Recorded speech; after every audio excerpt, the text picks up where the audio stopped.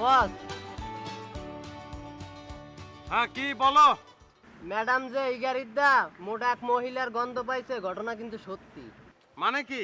এই গাড়িতে এক মহিলা বিষ খাইয়ে মারা গেছে।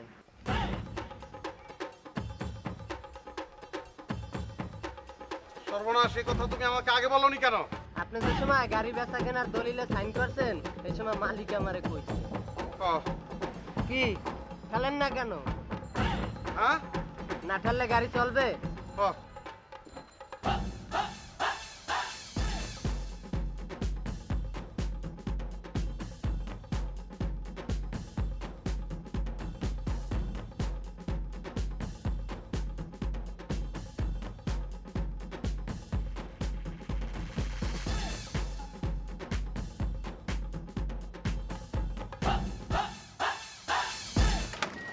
এ মামা,